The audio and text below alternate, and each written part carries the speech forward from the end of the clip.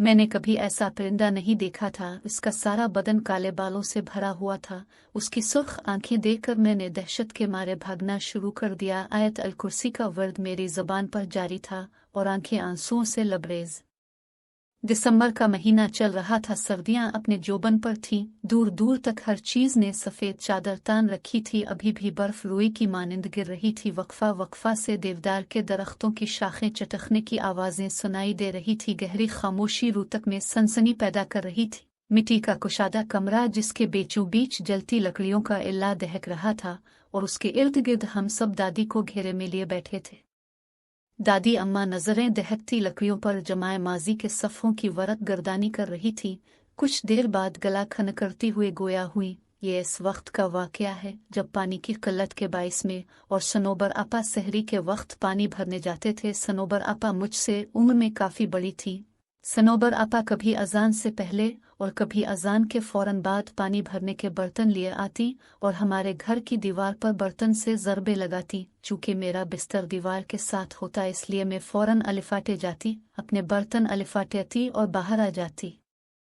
हर तरफ गहरा अंधेरा छाया होता था और गीदड़ों की दिलखराश आवाज़ दिल झंझोड़ देती थी। दिल में ढेरों खौफ लिए हम सहज सहज कर कदम बढ़ाए जाते थे घर। तो चूंकि इस जमाना में आका दाका ही मौजूद होते थे और हमें पानी लाने के लिए तवील मुसाफत तय करनी पड़ती थी। झाड़ियों में थोड़ी सी हलचल होती तो हमारा दिल अलिफाचेल के हल्क में आन पहुंचता। सनोबर आपा काफी मजबूत असाब की मालिक थी, जबकि मैं काफी डरपोक वाक़ई हुई थी। पानी लाना मेरी मजबूरी थी क्योंकि घर में एक बूढ़ी सास थी और 3 बच्चे, मेरी एक बेटी और 2 बेटे। शौहर तो रोजी रोटी कमाने के सिलसिले में बाहर निकलते तो महीनों बाद ही वापस लौटते थे।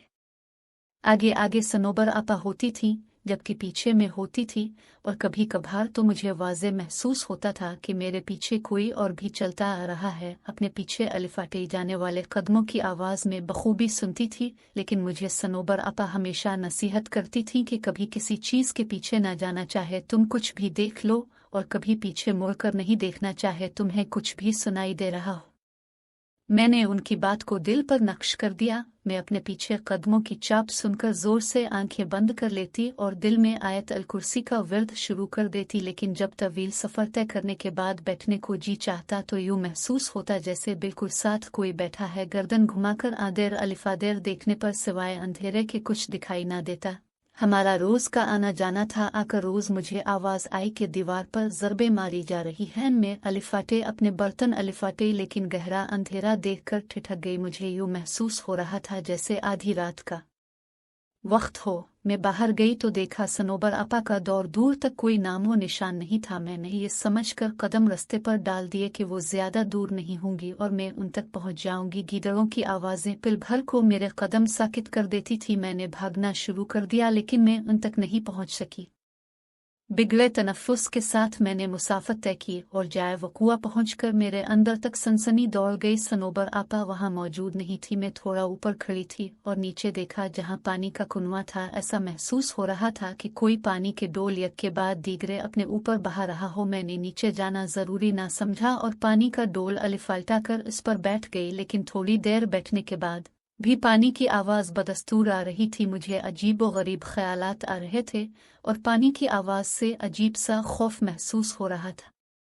अपने पीछे किसी को महसूस किया तो मेरे जिस्म पर कपकपी तारी हो गई। मैंने लरसते हुए पीछे मुड़कर देखा तो किसी का नामो निशान भी न था। वहां एकदम से सन्नाटा छा गया। मेरी हैरत की इंतहा न रही, लेकिन ऐन इसी जगह ऊपर घने दरख्त की शाख पर कोई अजीब सा परिंदा बैठा मुझ पर नजरें गाड़े हुए था। अजीब किस्म का परिंदा था। मैंने कभी ऐसा परिंदा नहीं देखा था। इसका सारा बदन काले बालों से भरा हुआ था। उसकी सुर्ख आंखें देखकर मैंने दहशत के मारे भागना शुरू कर दिया। आयत अल कुर्सी का वर्द मेरी जुबान पर जारी था और आंखें आंसुओं से लबरेज। मैंने 1 मिनट के लिए भी रास्ता में राकना मुनासिब नहीं समझा और अपने घर के पास पहुंचकर दरवाजे की तरफ हाथ बढ़ाया ही था कि इसी वक्त सनोबर आपा अपने घर का दरवाज़ा खोलकर बाहर निकल आए। उनके पास डोल भी थे और मैं दरवाज़ा का पिट खोलना चाह रही थी, लेकिन अपना तवाज़ुन बरकरार न रख सकी और बेहोश हो गई। आँख खुली तो देखा इर्द गिर्द सब जमा थे। सनोबर आपा के घर के सब अफराद भी बैठे थे। मैंने पानी के लिए आवाज़ दी तो सब लपक आए।